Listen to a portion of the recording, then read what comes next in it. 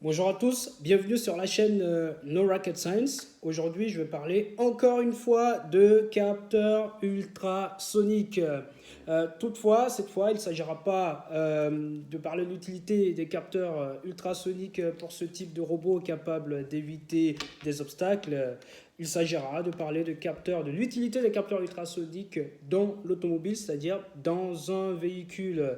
Alors, je vais vous donner un petit aperçu de ce à quoi ça sert un capteur ultrasonique sur une voiture. Mais avant tout, n'oubliez pas de vous abonner à la chaîne No Rocket Science et n'oubliez pas non plus d'activer la cloche de notification pour être informé de toutes nouvelles vidéos intéressantes que je publierai sur la chaîne. Alors, quel est le rôle d'un capteur ultrasonique sur un véhicule? Donc on va parler de ça aujourd'hui en prenant l'exemple de ma voiture.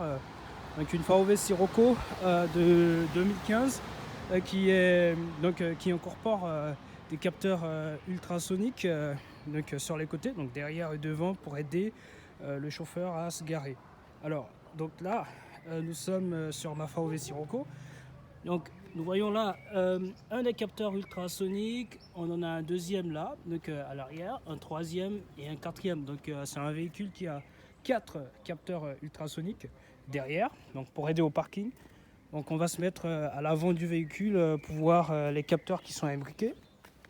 Alors, il y en a un premier là, un deuxième capteur ultrasonique là, un troisième et un quatrième. Donc c'est un véhicule qui a 8 capteurs ultrasoniques, donc 4 devant et 4 derrière.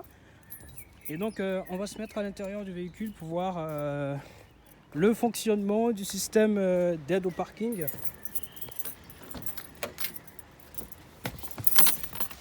Donc là, je suis à l'intérieur du véhicule. On a plusieurs interfaces, hein. Donc on a, comment dirais-je, le tableau de bord. On a le head unit, donc c'est là que tout va se jouer. Donc une fois dans le véhicule, le système d'assistance au chauffeur sera activé, donc en fonction de ce qui se passe, en fonction de ce que le chauffeur fait.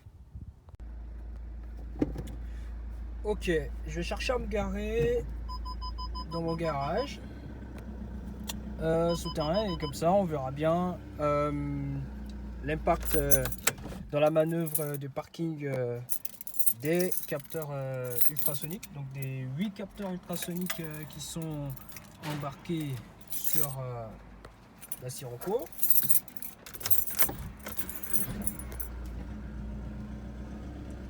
Donc là, à l'approche de l'entrée,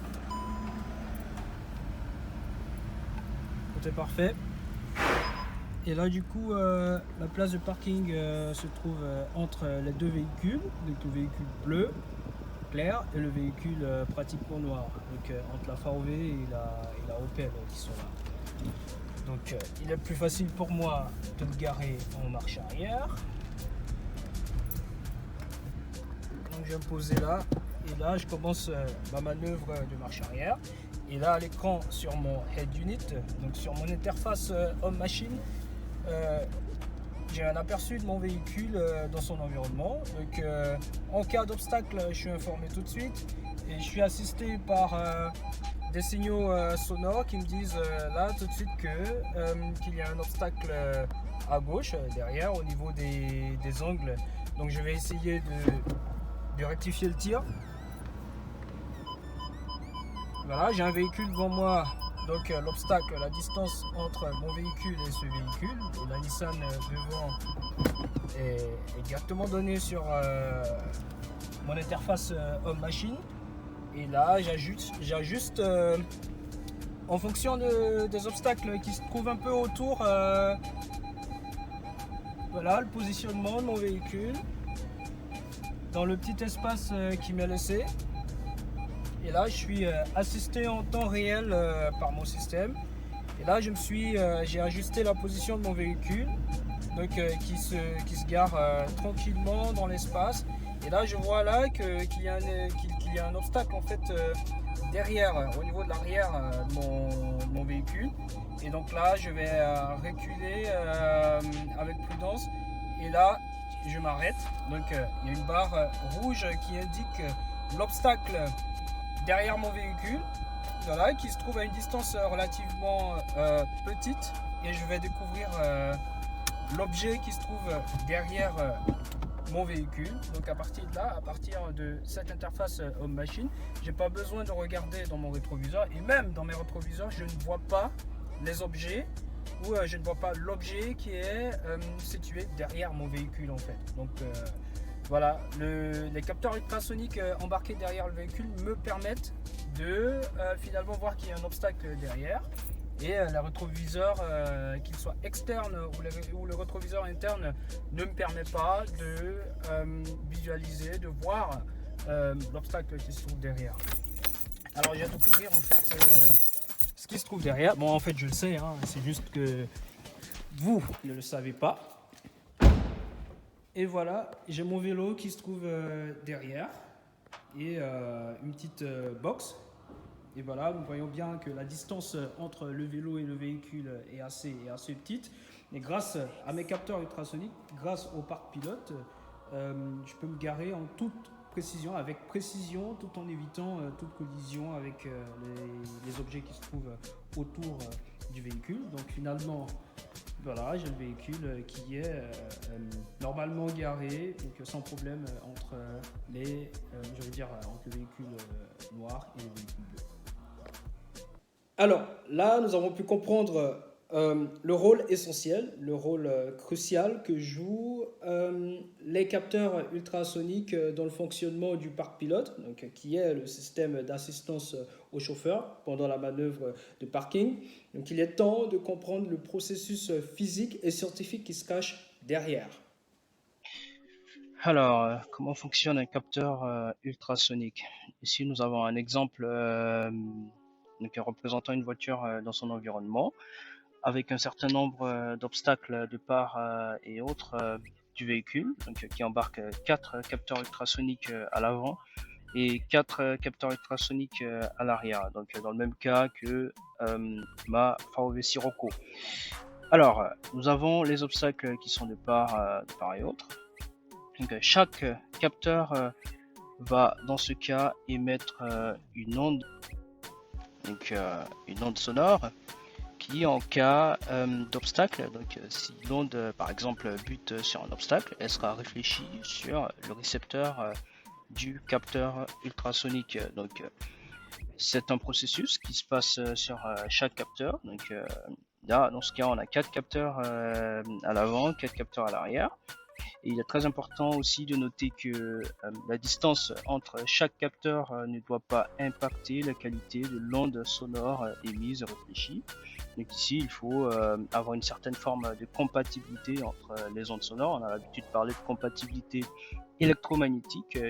Là, il s'agit de compatibilité en termes d'ondes sonores. Donc, il est important que l'onde sonore émise et réfléchie ne perturbe pas les ondes sonores du voisin ou des autres voisins dans l'environnement. Alors, là, jusque-là, on a parlé d'émission et de réception d'ondes sonores. Donc ici, il s'agit d'ondes. Donc, il faut que ces ondes soient converties en signaux électriques analogiques. Et donc, ces signaux électriques analogiques vont être à leur tour convertis en signaux numériques, et ce sont ces signaux numériques en fait qui sont des bits qui seront transmis au calculateur interne dans le véhicule. Alors, on parle ici de distance, de calcul de distance. La distance sera calculée en fonction justement du temps d'aller et de retour de l'onde.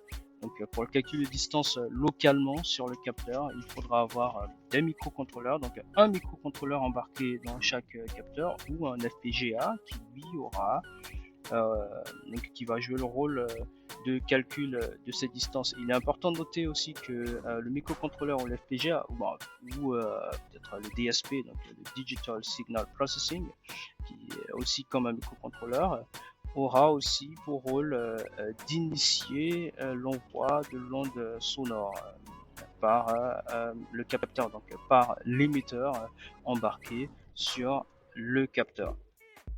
Donc qu'est-ce qui se passe après? Donc une fois l'onde sonore est réfléchie, est convertie en signal analogique par le capteur et ensuite envoyé sous forme, après converti en signal numérique traité, et qu'une fois la distance est calculée alors par le microcontrôleur en l'occurrence qui est embarqué sur le capteur. Donc l'information sur la distance en fait sera transmise au calculateur du parc pilote. Donc chaque capteur va envoyer l'information sur la distance entre ses émetteurs récepteurs et l'obstacle au calculateur pilote qui lui va fusionner en fait ces données pour évaluer le positionnement du véhicule par rapport aux obstacles qui se trouvent donc de part et autre de ce véhicule là, donc par rapport aux obstacles qui se trouvent soit à l'avant du véhicule ou à l'arrière du véhicule. Il est important de noter aussi que en plus des distances qui seront envoyées, donc les temps d'enregistrement, les temps de détection de ces distances-là seront également envoyés, de sorte à ce que une classification historique des différents événements enregistrés soit faite donc, par le calculateur par pilote. Donc il va d'abord répertorier les différentes distances et donc classifier les différentes détections d'obstacles dans l'environnement du véhicule donc sur une échelle temporelle. Et une fois cette classification est faite, du coup le calculateur pilote aura fusionné toutes les données. Il sait concrètement comment le véhicule est positionné par rapport aux obstacles, soit à l'avant, soit à l'arrière, où l'information est envoyée à donc, un head unit, dans le cas de Mafia Sirocco. Donc l'head unit embarque déjà une image préconçue, donc une image d'un véhicule dans son environnement.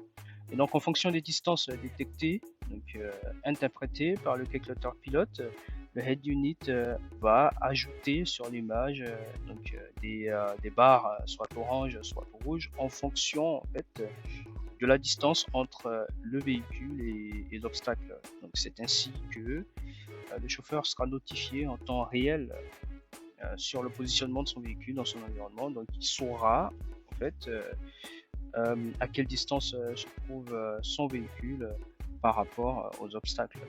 Et, il est important aussi de noter qu'il y a l'apport de signaux sonores qui vont aussi l'alerter sur la distance en fait, donc sur l'impact entre son véhicule et l'obstacle. Donc ce qui est important aussi, l'intensité du signal sonore va indiquer si le véhicule est assez proche de l'obstacle ou pas. Alors du coup on va expliquer maintenant le processus scientifique derrière tout ça. J'ai bien évidemment parlé d'émission et de réception d'ondes sonores.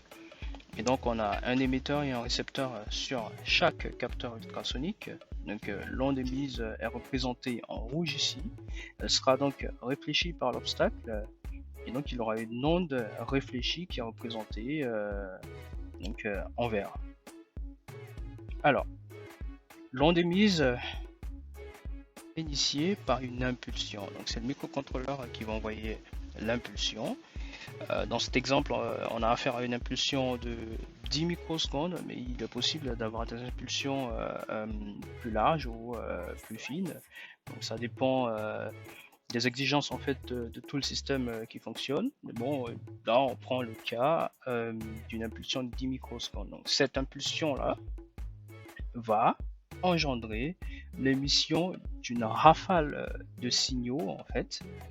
Donc à une fréquence, j'ai présenté dans une vidéo précédente une rafale de signaux qui sont envoyés à une fréquence de 8 kHz. Donc voilà, c'est un petit exemple là. Donc, ici, on peut avoir une fréquence beaucoup plus élevée que 8 kHz, une fréquence plus basse, donc en fonction des exigences en fait du système. Mais une rafale de signaux sera envoyée.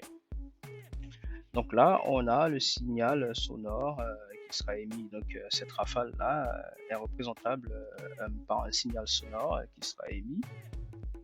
Et donc une fois le signal bute sur un obstacle, il sera réfléchi après un certain temps. Donc le signal réfléchi sera reçu au niveau du récepteur de chaque capteur, et donc la durée entre l'envoi du signal sonore émis et la réception du signal réfléchi va indiquer le temps d'aller-retour de l'onde qui a été émise en fait.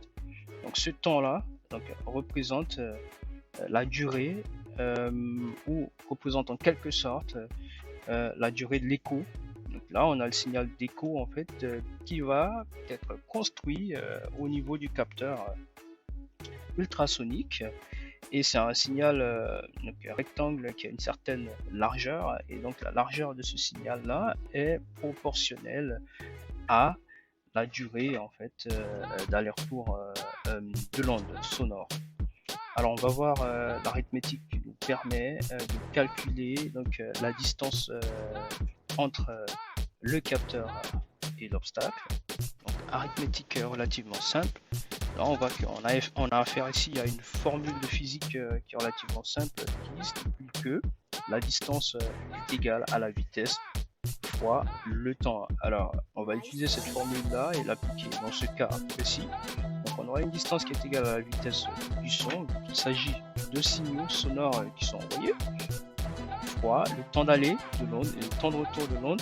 Et vu qu'il s'agit là de calculer la distance entre le capteur et l'obstacle et pas deux fois cette distance là, donc on va diviser le temps d'aller, donc la somme du temps d'aller et du temps de retour par deux. Concrètement, on a la distance qui est égale à la vitesse du son qui est égale à 340 mètres par seconde fois le temps d'aller-retour, en considérant que le temps d'aller est égal au temps de retour divisé par 2. Et donc voilà, on a un aperçu concret de la distance qui sera calculée sur chaque capteur ultrasonique.